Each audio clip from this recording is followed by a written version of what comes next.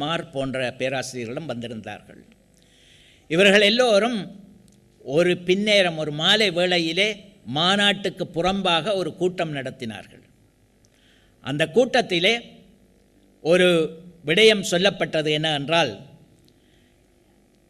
திராவிடர் பற்றிய ஆய்வு தனியாக ஆராயப்பட வேண்டும், அதைவிட தமிழ் மொழி பற்றி தமிழை பற்றி தனியான ஒரு ஆய்வு நடத்தப்பட வேண்டும் என்கின்ற ஒரு கூற்று அங்கே முன்வைக்கப்பட்டது.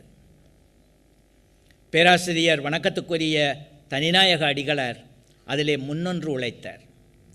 பேராசிரியர் தேப்போ மீனாட்சி சுந்தரனார் போன்றவர்கள் அதற்கு ஆதரவு வழங்கினார்கள். தமிழ் மொழி தனியாக ஆராயப்பட வேண்டும். தமிழ் மொழி ஆய்வு என்று சொன்னால் வெறுமனே தமிழ் இலக்கியத்தையும் தமிழ் இலக்கணத்தையும் ஆராய்வது அல்ல.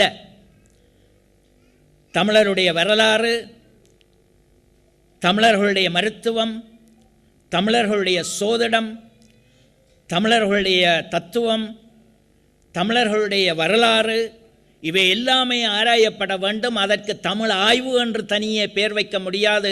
தமிழ் இயல் ஆய்வு என்று சொல்லி, எவ்வாறு இண்டாலஜி என்று சொல்லி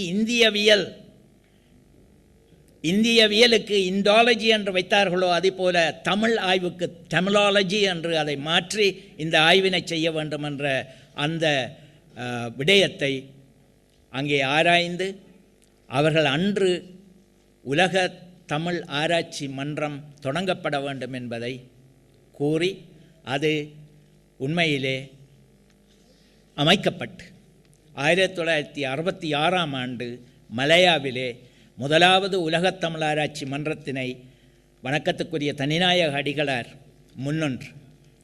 அப்பொழுது அங்கே வெளிநாட்டு அமைச்சராக ராஜரட்னம், நீதி அமைச்சராக செல்வநாயகம், இப்படியான அவருக்கு மிகவும் நண்பர்களாக இருந்தவர்கள் மலையாவிலே அமைச்சர்களாக இருந்தார்கள். மலையா பிரதம மந்திரியே இந்த ஆய்வுக்கு துணை நிற்பவராக நின்றார்.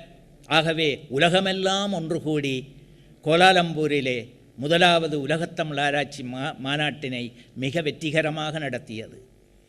அந்த வகையிலே தமிழ் ஆய்வு, தமிழியல் ஆய்வு என்கின்ற ஒரு புது ஆய்வு வழி எங்களுடைய தமிழ் தூதர் தனிநாயக அடிகளாராலே தான் வந்தது. காரணம் என்னவென்றால், அவர் உலகத்திலே உள்ள பல பல்கலைக்கழகங்களுக்கு சென்று அந்த பல்கலைக்கழகங்களில் உள்ள பேராசிரியர்களுக்கு, மாணவர்களுக்கு தமிழ் மொழியிலே உள்ள சிறப்புகளை, தமிழ் மொழியிலே உள்ள உண்மைகளை அவர்களுக்கு அவரவர் மொழிகளிலே எடுத்து கூறி அவர்களுக்கு ஒரு ஊக்கத்தினையும் அதிலே ஒரு ஆர்வத்தினையும் ஏற்படுத்தியிருந்தார். அந்த வகையிலே இந்த மாநாடு நடந்த பொழுது உலகத்திலே உள்ள பல இடங்களிலிருந்து அந்த மாநாட்டுக்கு ஆர்வலர்கள், அறிஞர்கள், பேராளர்கள் வந்து சேர்ந்திருந்தார்கள். இந்த வகையிலே உலகளாவிய ஒரு மொழியாக தமிழ் மொழி ஆக்கப்பட்டது. இது தமிழ் தூதர் தன்னாயக அடிகளாருடைய தமிழ் தூதனுடைய விளைவு. இன்னொரு முக்கியமான விளைவு என்னவென்றால், 2004ஆம் ஆண்டு தான் இந்திய அரசு தமிழ் ஒரு செம்மொழி என்று பிரகடனப்படுத்தியது. இந்தியாவுக்கு வந்த பிற நாட்டவர்கள், குறிப்பாக கிறிஸ்தவ மிஷனரிமார்கள், அவர்கள் எல்லோரும் என்ன செய்தார்கள் என்றால், சமஸ்கிருத மொழிதான் இந்த நாட்டினுடைய மிகச்சிறந்த மொழி, அந்த மொழியிலே உள்ள இலக்கியங்களை எல்லாம் தம்முடைய நாடுகளுக்கு கொண்டு சென்று மொழிபெயர்த்து அதை காட்டினார்கள். மேக்ஸ்முல்லர் போன்ற அறிஞர்கள் வேதங்கள், உபனிஷதங்கள், பிராமணங்கள், பகவத்கீதை இப்படியான இலக்கியங்களை எல்லாம் தம்முடைய நாட்டுக்கு கொண்டு சென்று அதை மொழிபெயர்த்தார். உலகமெல்லாம் இந்த இலக்கியங்கள் பரவின. ஆச்சரியப்பட்டார்கள். பின்னர் இந்தோ ஐரோப்பிய மொழி குடும்பத்திலே இந்த ஒரு மொழி என்பதை அறிந்தார்கள். இவ்வளவு உயர்ந்த தத்துவங்களையும் தர்சனங்களையும் இந்த இலக்கியங்கள் சொல்லுகின்றனவே என்று வியந்து அவர்கள் இந்த சமஸ்கிருத வடமொழி ஆராய்ச்சியிலே அவர்கள் ஈடுபடத் தொடங்கினார்கள். எங்களுக்கு அப்பொழுது ஆள் இல்லை. எங்களுக்கு அப்படி சொல்லுவதற்கு எந்த அறிஞரும் இருக்கவில்லை. மேக்ஸ் மில்லர் போன்றவர்கள் இந்த பக்கமே திருப்பி பார்க்கவில்லை. ஆனால் நாம் செய்த தவப்பயன் 1868 ஆண்டு அந்த இடையான்குடியிலே திருநெல்வேலி பேராயராக இருந்த டாக்டர் கால்வெல் அவர் தன்னுடைய சமயத்தை பரப்புவதற்காக வந்தவர். அந்த மொழிகளை கற்று அந்த சமயத்தை பரப்ப வேண்டும் என்ற ஆவலிலே இருந்தவர்கள் அந்த மொழியை கற்றுக்கொண்டு போகின்ற பொழுதுதான் உணர்ந்தார்கள், இந்தியாவிலே சமஸ்கிருத மொழி மாத்திரம் அல்ல, வேறு சில மொழிகளும் சிறந்த மொழிகளாக, சிறந்த இலக்கியங்களுடைய மொழிகளாக இருக்கின்றன என்பதை அறிந்து அந்த மொழிகளை ஒப்பிட்டு ஆராய்ந்து ஒரு திராவிட மொழிகளின் ஒப்பிலக்கணம் என்ற ஒரு உயர்ந்த நூலினை முதல் எங்களுக்கு அந்த பிஷப் கால்வெல் பாதிரியார் பேராயர் அவர்கள் எங்களுக்கு தந்தார்கள். தமிழர்களை பற்றி உலகம் அப்பொழுதுதான் அறிய வந்தது. பின்னர் திருவாசகத்தை மொழிபெயர்த்தும் திருக்குறளை மொழிபெயர்த்தும் போப் அடிகளார் உலகுக்கு இந்த மொழியினுடைய இலக்கியங்களை அறிவித்தார்.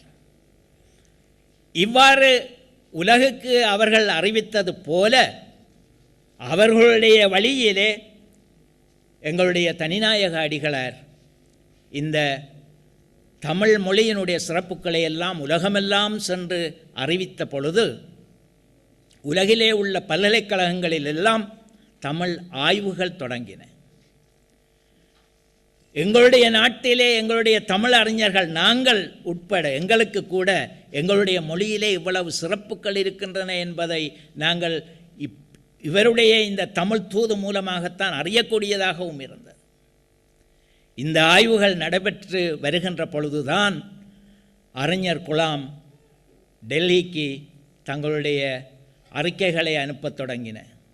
சமஸ்கிருதம் எவ்வாறு ஒரு செம்மொழியாக இருக்கின்றதோ அதே போல தமிழும் ஒரு செம்மொழி என்கின்றதற்கு ஆதாரங்கள் உண்டு என்பது ஆதாரங்கள் எல்லாவற்றையும் எடுத்துக்காட்டி தமிழ்நாடு அரசு நியமித்த ஒரு குழு ஒன்று, பல அறிஞர்களை பேராசிரியர்களை கொண்ட ஒரு பெரிய குழு, அந்த குழுவினுடைய பரிந்துரையினை டெல்லி அரசு இந்திய அரசு ஏற்று 2004 ஆண்டிலே செம்மொழி தமிழ் ஒரு செம்மொழி என்று சொல்லி அவர்கள் கூறினார்கள்.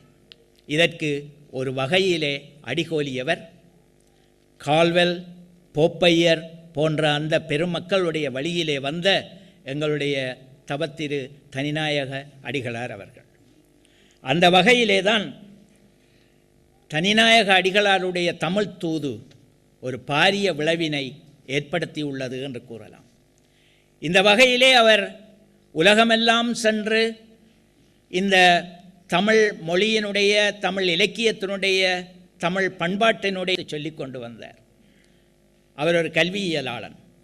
அவருடைய தொடக்க பல்கலைக்கழக வாழ்வு கல்வி துறையிலே தான் தொடங்குகின்றது. அந்த வகையிலே மேலத்தைய கல்வியினையும் கீழத்தைய கல்வியினையும் ஒப்பிட்டு நோக்குகின்ற ஒரு பார்வை அவருக்கு இருந்தது.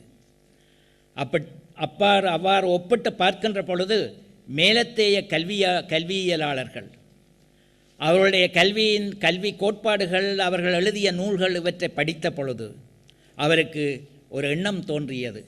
என்னவென்றால், எங்களுடைய நாட்டினை பற்றியோ, எங்களுடைய மக்களை பற்றியோ, எங்களுடைய நாட்டிலே நீண்ட காலமாக இருந்து வந்த ஒரு கல்வி பாரம்பரியத்தை பற்றியோ இவர்கள் அறியாமல் இருக்கின்றார்கள்.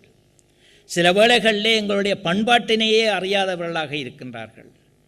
அலெக்சாண்டரை பற்றி பேசுகின்ற அதே வேளையிலே அசோகரை பற்றியும் பேசுவதற்கு இவர்கள் முயல வேண்டும்.